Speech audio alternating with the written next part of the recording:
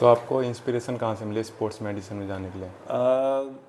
Sports medicine में जाना एक आई वुड से कि पहले से कोई प्लान नहीं था। एक न्यू ब्रांच थी। आई थिंक 2015 में पहला बैच स्टार्ट हुआ था। अच्छा। एंड दिस ब्रांच की कितनी रिसेप्टिव होगी या फिर इसका आगे पॉपुलेशन ग्रुप क्या होगा। बड़ा एक निशी फील्ड है कि आप सिर्फ स्पोर्ट्स पर्सन देखेंगे या क्या करेंगे। सो आई took my time. I just left one chance to go into first batch. But हाँ सेकंड में when I go for it तो तब थोड़ा सा माइंड क्लियर था कि स्पोर्ट्स मेडिसिन का जो प्रोस्पेक्ट्स है एंड जो आप प्रोवाइड कर सकते हो वो एक बहुत ही वास्ट है। एंड एक आप एक क्लिनिक बेस्ड, एक मेडिसिन बेस्ड, एक हॉस्पिटल और एक पेशेंट और डॉक्टर बेस से ज़्यादा आप एक फिटनेस के थ्रू आप एक प्रोपेगेट कर रहे हो। आप एक फिजियोलॉजिकल अडेप्टेशन जो एथलीट में होती हैं उसको आप एक सुपर ह्यूमन लेवल तक ले जा सकते हो। So that capability everybody have, और उसको अगर स्ट्रीमलाइन करते हैं so that convert into those medals. और उसमें the person who will be part of the team या फिर heading the team, that will be the sports medicine. So that was I would say my inspiration and that focus कि I have to work in that way। और so I started in sports new medicine। Field, new try करना था यार हाँ, कि क्या। एक new field है, एक्साइटिंग फील्ड है। कई बार एक स्पोर्ट्स मेडिसिन का थोड़ा सा ये भी आता है कि अवेयरनेस बहुत कम है। Every musculoskeletal injury is orthopaedic injury, ऐसा कुछ है। तो ये उस साइकिल्स को ब्रेक करने के लिए है कि स्पोर्ट्स मेडिसिन आपकी फिटनेस एंथुजियास्ट, बी इट आप डांसिंग में है, स्विमिंग में है, जिम एंथुजियास्ट है, मैराथन के लिए जाना है या स्पोर्ट्स पर्सन है।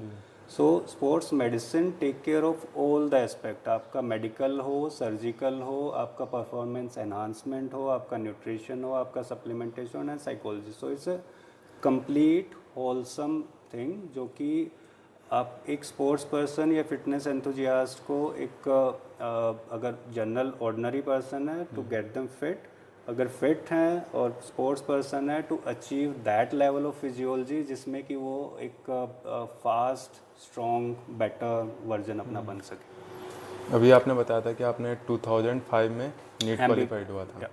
है ना? तो आपने प्रिपरेशन कब स्टार्ट करी थी?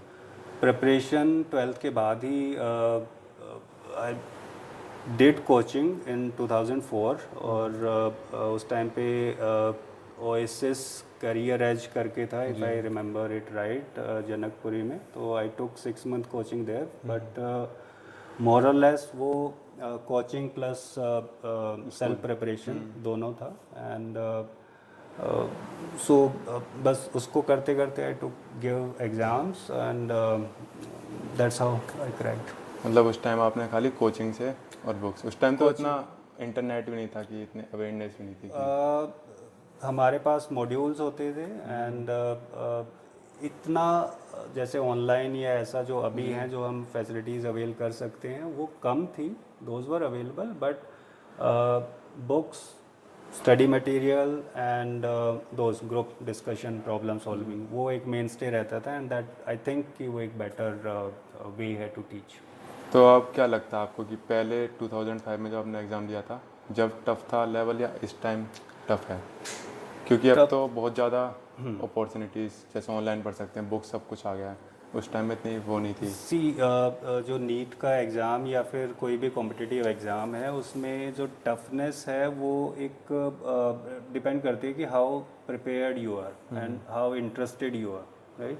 अगर आपको डॉक्टर बनना है सो जब आप नीट क्रॉस करके जाते हैं देन यू रियलाइज़ कि बहुत ही सिंपल था इसको क्रॉस करना, राइट। एंड जब आप प्रिपेयर कर रहे होते हैं तो उस टाइम पे लगता है कि कितना बड़ा पहाड़ है कि कैसे हो पाएगा।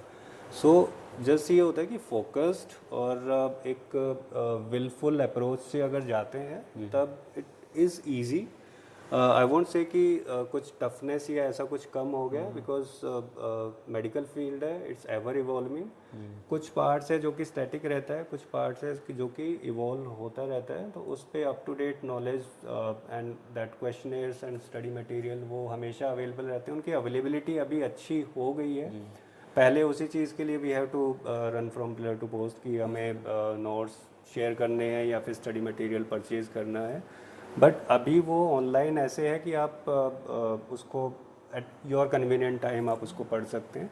बट हाँ, जितना जितना ये अप्रोचेबल होता जा रहा है वैसे वैसे वी आर एडवांसिंग, तो नया नॉलेज आ रहा है and it becomes tough when you assimilate too much of things at one time. अभी लास्ट न्यूज़ आई थी कि एक लड़के ने यूट्यूब से पढ़कर ही सिर्फ नीट क्वालिफाइड करा था और उसकी 3rd या 4th रैंक आई थी।